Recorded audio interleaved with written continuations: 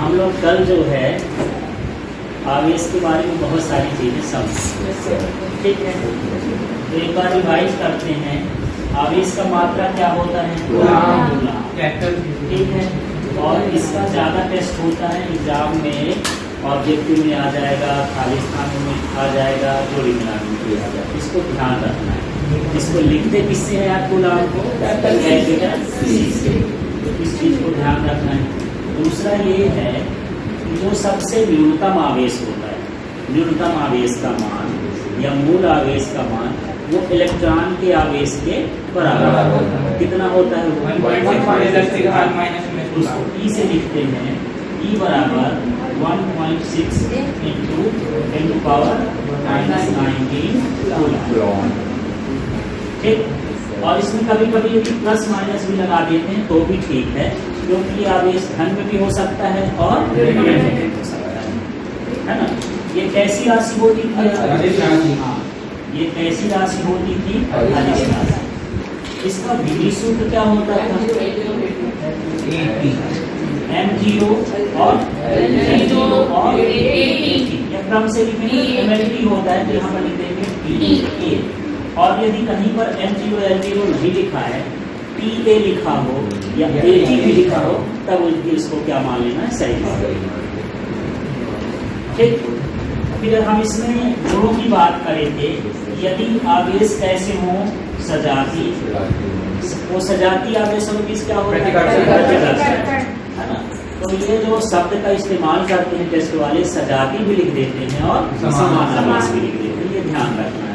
तो इनके बीच जब सजाती आवेश होंगे तो उनके बीच क्या हो जाएगा? प्रतिकर्षण हो जाएगा। अब हम बात करें यदि विजातीय आवेश है तब क्या होगा? विजातीय आवेश का मतलब असमान आवेश भी लिख देता है, तो ये क्या कहलाएगा? आकर्षण कहलाएगा, ठीक है, आकर्षण होता है, ठीक। और ये भी हम देखे थे कि आवेश हमेशा क्या होते हैं?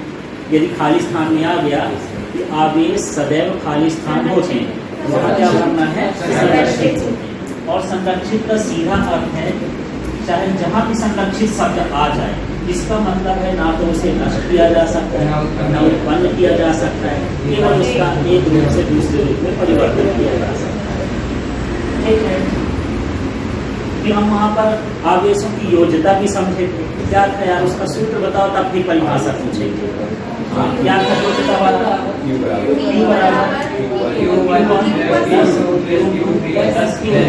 जो भी ये शरीर है वो चली जाएगी। अब इसके बारे में परिभाषा पढ़ना है। सूत्र से परिभाषा पढ़ोगे हमेशा याद रहेगी। तो ये क्या कहलाया?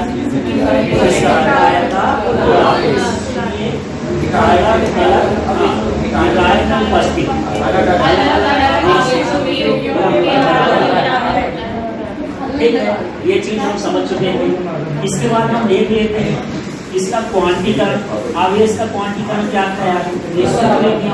Plus minus LE। सूत्र याद रखना है, परिभाषा याद नहीं रखना। सूत्र से आसानी से परिभाषा बन जाएगी। तो मैं जहाँ हाथ रखूँ वहीं नाम लेना। ये क्या है? कुल आवेश। किसी भी कार्य में उपस्थित कुल आवेश है, उपस्थित नहीं भी लिखते हो तो कुल आवेश लिखते हो। एक देश का नाम लिखना है आवेश, या इसी को मूल आवेश भी कहते हैं। इलेक्ट्रॉन के आवेश का होता है कितना लिखे हुआ सूत्र लिखना है। फिर यहाँ n बराबर 1 2 3 और E का मान रख देना है 0.6 10⁻⁻⁻⁰ कूलम। जैसा मार्किंग होगी उसके हिसाब से जवाब देना। जैसे 1 नंबर का है तो परिभाषा से भी काम चल जाएगा, लेकिन 2 नंबर का है तो सब कुछ आपको लिखना पड़ेगा, ठीक। तो ये चीजें आवेश के बारे में हम समझे थे। अब हमको समझना है कि हम आवेश को कैसे जानेंगे कि किसी के अंदर आवेश है कि नहीं है। मान लो इस कंघे को मैं घिस करके, हम पीछे गया घिस करके रख दिया, ऐसे रख दिया। पहले भी कंघा ऐसे था, क्योंकि आवेश तो दिखता नहीं है। इलेक्ट्रॉन छोटी चीज है ना, छोटे छोटे कण हमको दिखाई नहीं देते। मैं पूछूं कि क्या ये आवेशित है कि नहीं है, कैसे चेक करोगे? ये आवेशित है कि नहीं है कैसे चेक कर लेंगे? एक तो यही कर सकते हो, ये टेस्ट है कि यार चलो हम इसको ऐसे रगड़े और मान लो और इसके पास ले गए, अभी आज नहीं ये कैच कर रहा है, क्यों नहीं कैच कर रहा है? इसका कारण क्या मुझे बता रहा है नहीं। और हाँ, मौसम में नमी है, नमी है तो वायु की चालकता बढ़ जाती है। जैसे मैं इसको घिसा और यहाँ तक लाते लाते इसमें आवेश कहाँ मिल गया, हवा में, इसका आवेश ही खत्म हो गया। पास ले जाते जाते, हाँ पास ले जाते। अब यही इसको ऐसे रखो, ऐसे करने लगो, थोड़ा बहुत एक तो आया कम से कम, ठीक होता है। तो इस तरह से ही आ गया, ठीक है। तो आवेशों की पहचान के लिए कब तक हम बाल में घिसे, हो सकता है इसके बाद में पढ़ाते पढ़ाते कुछ सर मेरा बाल कहीं बिगाड़ दिए, कुछ आ जाएगी, है ना। तो इसके लिए अब क्या उपाय है, सबके बाले में घिसते रहेंगे और कागज के टुकड़े लेते रहेंगे कि इसमें आवेश है कि नहीं। तो इसके लिए एक यंत्र बनाया गया, उसको बोलते हैं स्वर्ण पत्र विद्युतदर्शी। स्वर्ण पत्र विद्युतदर्शी। और मैं बताया था कि आवेश को विद्युत भी बोलते हैं, इलेक्ट्रिक भी बोलते हैं। थॉमस ब्राउन ने नाम दिया था ना, तो आवेश को क्या बोला जाता है, इलेक्ट्रिक। तो विद्युत का मतलब आवेश ही है और दर्शी का मतलब दिखाने वाला, आवेश को दिखाने वाला, बताने वाला। अब स्वर्ण पत्र का मतलब हो गया, स्वर्ण माने होता है सोना, इसमें सोने की पत्तियों का उपयोग करते हैं। सोने की पत्तियों का मतलब ये है कि सोने की धातु ऐसी होती है, ये आघात वर्धनी भी होती है, तन भी होती है। मान इससे पतली तार के रूप में भी बदला जा सकता है और पतला से पतला ये पन्ने के रूप में भी बदला जा सकता है। जब बिल्कुल पतला पन्ना जैसे बना लेते हैं उसी को क्या बोलते हैं, स्वर्ण पत्र। तो स्वर्ण पत्र समझ में आ गया। स्वर्ण पत्र माने सोने का पतला सा पन्ना या सीट समझ लो, ठीक। और विद्युत का मतलब हो गया आवेश, और ये दर्शी का मतलब हो गया तो आवेशों का संसूचन। एक शब्द आ गया ना, संसूचन। संसूचन का मतलब पता लगाना। तो आवेशों का संसूचन किसी यंत्र से किया जाता है, विद्युतदर्शी। अभी वीडियो में देखेंगे कि ये कैसे कैसे काम करता है, ठीक है। तो एक तो ये हो गया, एक नंबर में पूछा जाएगा कि आवेशों का पता कैसे लगाया जाता है, या फिर पता ना लिखा होगा तो क्या लिखा होगा, संसूचन कैसे किया जाता है। तो किससे किया जाता है, विद्युतदर्शी। अब ये किस सिद्धांत पर कार्य करता है, ये कार्य करता है प्रतिकर्षण के सिद्धांत पर। हम जान चुके हैं यदि समान आवेश हो तो उनके बीच क्या होता है, प्रतिकर्षण होता है। तो क्या होता है कि जैसे ये सोने की झिल्ली रहती है, ये सोने का पत्र रहता है, यदि हम इसको आवेश दे दें तो वही दोनों में आवेश आ जाएंगे, फैल जाएगा। एक मैं थोड़ा सा चित्र बनाता हूँ स्वर्ण पत्र विद्युतदर्शी का, फिर उसको दिखाऊंगा, तब समझ में आएगा। सबसे पहले हम क्या करते हैं, एक जो है कांच का ये बर्तन ले लेते हैं। ये बर्तन किसी आकार का हो सकता है, कोई जरूरी नहीं कि बॉटल जैसे हो, ये चौकोर भी हो सकता है, ठीक है। तो सबसे पहले क्या करना है, कांच का एक बर्तन ले लेना है, इसलिए इसमें जो भी हो सामने से हमको क्या हो, दिखाई। फिर अब हम क्या करेंगे, यहाँ पर एक जो है कॉर्क ले लेंगे। कॉर्क माने रबर का ढक्कन, है ना, ताकि इसके अंदर की हवा बाहर न जाए, बाहर की हवा अंदर आ जाए, ठीक। इसका अंदर का मौसम सूखा सूखा रहे, इस तरह से। फिर इस कॉर्क में एक जो है धातु की छड़ डाल देंगे। धातु का मतलब आपके यहाँ तार है तो तारे डाल दो, खीला है तो खीला डाल दो, किसी धातु का यहाँ पर क्या है, टुकड़ा डाल देना। अब यहाँ पर जो है ऐसी व्यवस्था करना है कि सोने की दो पत्तियों को लटका देना है। थोड़ा कागज दिखाओ है नहीं, हाँ, ये इसमें जो है ऐसा कर लेते हैं।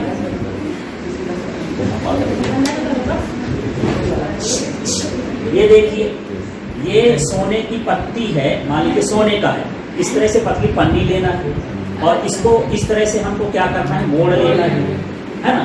मोड़ने के बाद मान लो ये धातु की छड़ है, पेन वाली धातु की छड़ हो गई, इसमें हम इसको इस तरह से करके क्या करेंगे, फंसा देंगे बस। हाँ, नहीं तो ऐसी व्यवस्था करेंगे ना, फंसाने के बाद यहाँ कुछ थोड़ा लगा देंगे, कुछ गोंद वगैरह, ये ऐसा रहता है इस, ठीक है, इस तरह से ये दबा रहता है।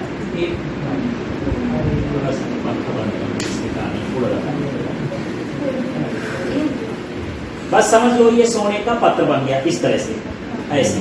तो जो मैं यहाँ पर बनाया हूँ ये डंडे जैसे दिख रहा है, डंडा नहीं है, इस तरह से पट्टी है, सामने से तो ऐसे दिखेगा ना, समझ में आ गया। तो ये जो बना हुआ है ये सोने की क्या हो गई, पट्टी, ठीक। अब इससे कैसे पता लगाएंगे, मान लो मुझे ये नहीं पता कि इसमें आवेश है कि नहीं, तो मैं क्या करूँगा, पहले इसकी तरीका समझ में आ गया। पहले क्या ले लिए हैं, हाँ, ये कांच का क्या हो गया, बर्तन, ये क्या हो गई? धातु धातु की छड़। यदि इसकी संरचना पूछे तो ये बड़ा सरल सा है। और ये वाला क्या कहलाया? स्वर्ण पत्र, है ना, इस तरह से। और यहाँ पर ये बाहर का जो भाग लिखा है इसको हम नॉब बोल देते हैं। ये क्या है? नॉब है। नॉब, नॉब का मतलब नहीं, नॉब नहीं है, ये नॉब है। नॉब का मतलब जैसे हम सेल देखते हैं तो सेल के ऊपर ढक्कन जैसे नहीं लगा रहता धातु का, उस तरह से ढक्कन लगा रहता है। ठीक, अब क्या करेंगे? अब ध्यान से समझना। यदि इसमें मुझे पता करना है कि आवेश है कि नहीं, आप बताओ है कि नहीं? अभी कुछ नहीं कर सकते क्योंकि आवेश तो दिखाई नहीं देता, सुनाई नहीं देता कि हम सुन लें कि हाँ भाई वो बताएगा, मुंह है उसके कि हाँ मैं आवेश धन वाला हूँ, ऋण वाला हूँ, ये बताएगा क्या? नहीं बताएगा। अब आँख से देखेंगे तो दिखाई भी नहीं देगा। अब हमको ऐसे पता करना है दूर से ही, तो अब क्या करेंगे? इसको इसमें टच करेंगे। जैसे टच करेंगे तो यदि ये जो स्वर्ण पत्र है ये फैल जाए, है ना, तब हम जान लेंगे कि इसके अंदर आवेश है। और यदि नहीं फैला तो हम जान लेंगे कि आवेश नहीं है। जैसे इसको मैं टच कर रहा हूँ, इस पर कोई असर नहीं पड़ रहा है, वैसे के वैसे, तो इसका मतलब इसके अंदर कोई आवेश नहीं है। अब थोड़ी देर के लिए समझिए, यदि इसको मैं मान लेता हूँ ये धनावेश वाला है, ठीक है, तो चलो इसमें टच करूंगा, इसके धनावेश इससे होके चले जाएंगे ना। ध्यान से देखना, इधर सामने देखो, ये इस तरह से धनावेश ऐसे ऐसे बढ़ गया। इसमें क्या था? धनावेश। ये धनावेश धातु से होकर के चला जाएगा, धातु से होकर के ये कहाँ तक चला गया? पत्तियों तक। इस पत्ती में क्या है? धनावेश। इस पत्ती में भी क्या है? धनावेश। धनावेश धनावेश है तो क्या करेंगे? प्रतिकर्षित करेंगे। प्रतिकर्षित करेंगे तो पत्ती क्या होगा? फैलेगी। इसका मतलब ये है कि इसमें आवेश है। तो किसके सिद्धांत पर करा? आकर्षण के कि प्रतिकर्षण के? प्रतिकर्षण के सिद्धांत पर कार्य कर रहा है।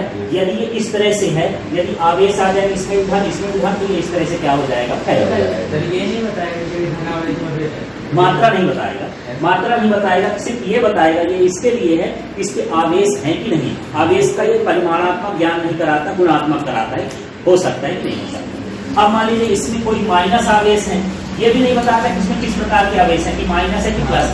वो आपको ये पता करना होगा कि किससे आप रख रहे हैं। जो मैं श्रेणी बनवाया था ना, उस श्रेणी से पता कर लेंगे। चलो यार हम इसको जो है कांच की छड़ को ऊन से रख रहे हैं तो कांच में धन होगा और ऊन में क्या होगा? ऋण होगा। इस तरह से अब मान लो इसमें ऋण आया, इधर दोनों तरफ क्या आ जाएगा? ऋण ऋण आ जाएगा, तो इसमें भी क्या होगा? प्रतिकर्षण होगा। क्लियर हो गया? ऐसे के साथ। अच्छा, कितना क्लियर हो गया ये?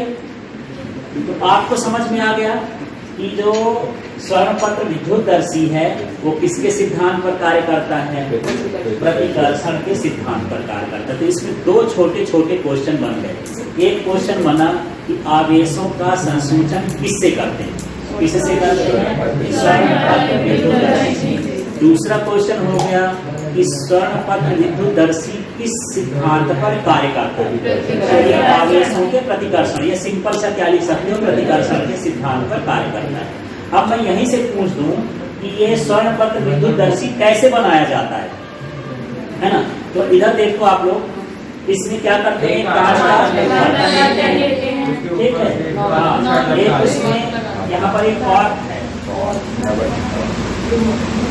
कॉर्क जो है लकड़ी का भी हो सकता है, रबर का भी हो सकता है। हाँ, तो नॉब के ऊपर वाला हिस्सा है, जो हाथ के ऊपर लगाते हैं उसको नॉब बोलेंगे। जहाँ ये फंसता है ना, हाँ, दोनों अलग अलग चीज है।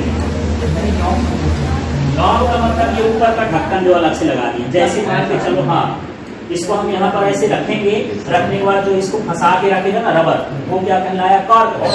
जो ऊपर इसमें हम लगा दिए हैं थोड़ा सा चौड़ा सा पट्टी, उसको हम क्या बोलेंगे? नॉब। एक पट्टी है, धातु की पट्टी समझ लो, ठीक, उसको हम क्या बोलेंगे? नॉब।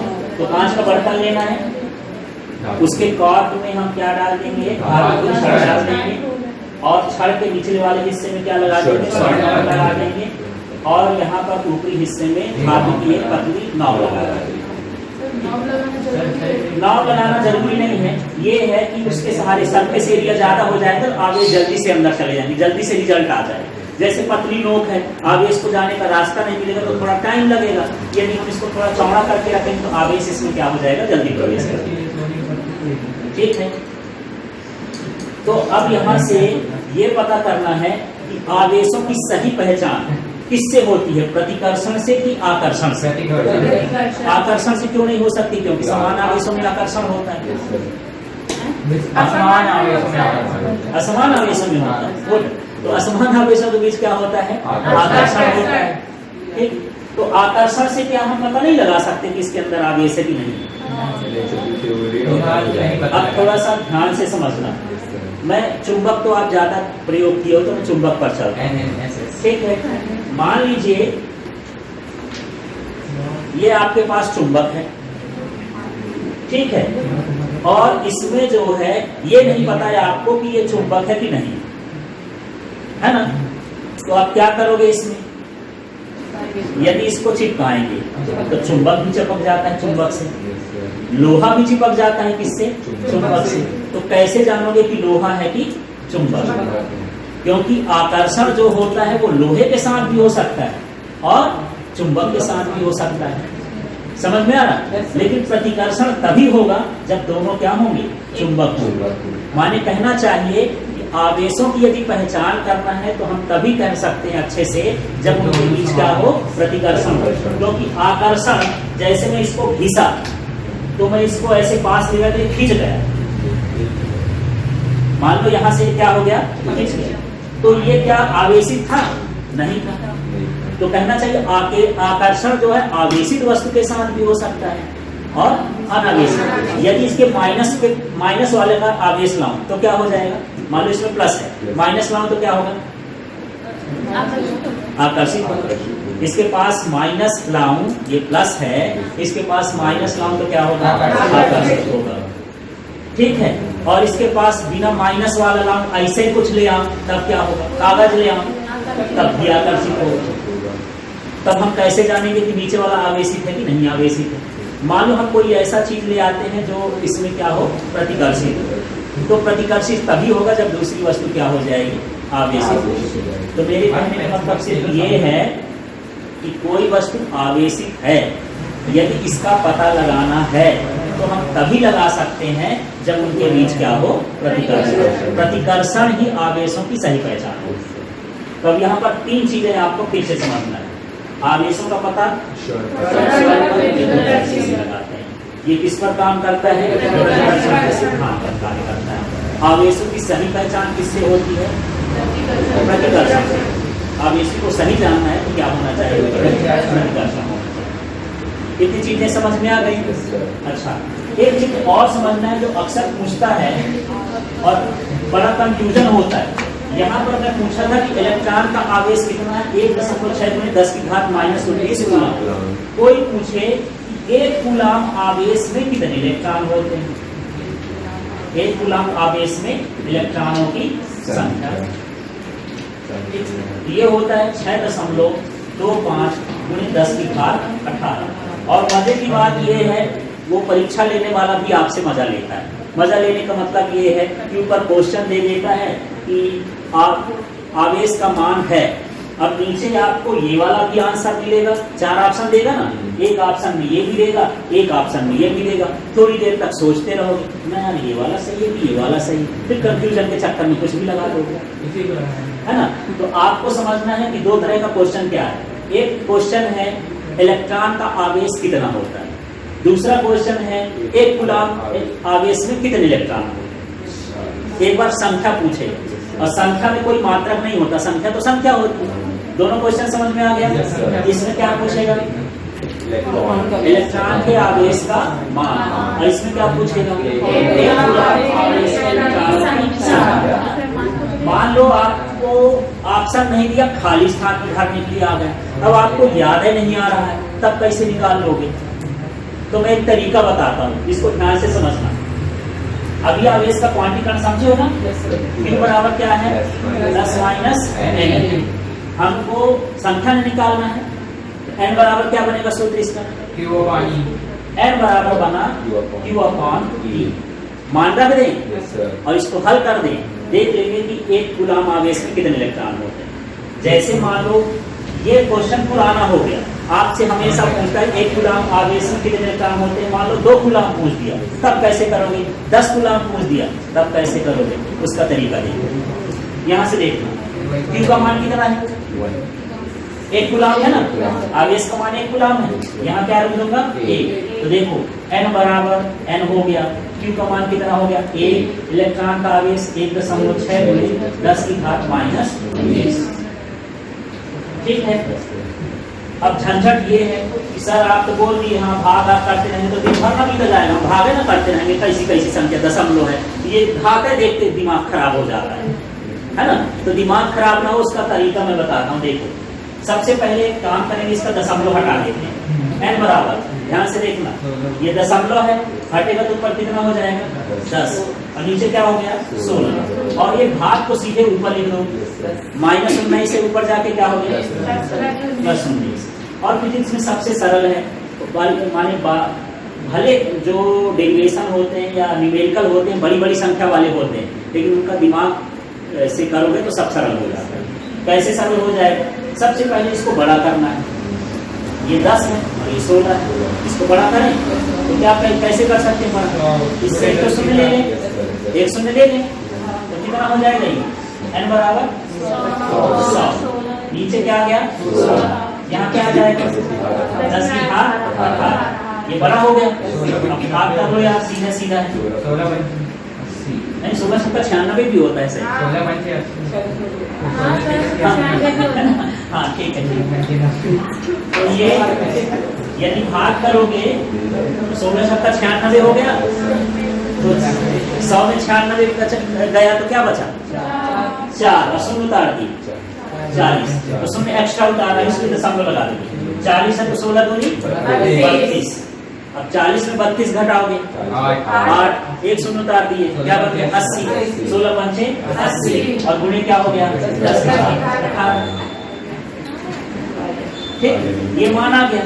तो 1 कूलाम आवेश को बनाने के लिए कितने इलेक्ट्रॉनों की आवश्यकता होगी 6.25 गुणे 10 की घात 18। कभी कभी संख्या में नहीं लिखता, सीधे बोल दे 1 कूलाम आवेश को हमको बनाना है तो कितने इलेक्ट्रॉन चाहिए, ऐसे है ना। तो यही मान होता है, तो या तो याद कर लेना या फिर इस तरह से निकालें। अब मान लो आपसे 2 कूलाम पूछ दिया, 1 कूलाम का पता है ना, ये 2 का इसमें गुणा कर दोगे तो 2 कूलाम का हो जाएगा, 3 का कर दोगे तो 3 कूलाम का हो जाएगा, नहीं यहाँ से भी हल कर दोगे, एक की जगह 2 रख दोगे। ठीक है, तो इसमें डाउट तो नहीं, अभी न्यूमेरिकल भी करेंगे तब वहां पर और अच्छे समझ लेंगे। ठीक है, तो क्लियर हो गया। यहाँ पर 2 मान अभी आ गए और दोनों मान को आपको अच्छे से याद रखना है, और ये बार बार पूछता है, छोटे कंपटीशन से लेकर बड़े कंपटीशन, बोर्ड एग्जाम सब कुछ। इलेक्ट्रॉन का आवेश 1.6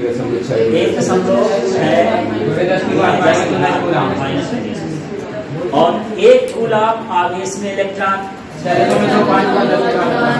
ठीक है, अब मैं कल पूछूंगा ना तो कल आप भी उल्टा उल्टा बताओगे, अभी याद रखो। ठीक है, इसको खत्म कर दो।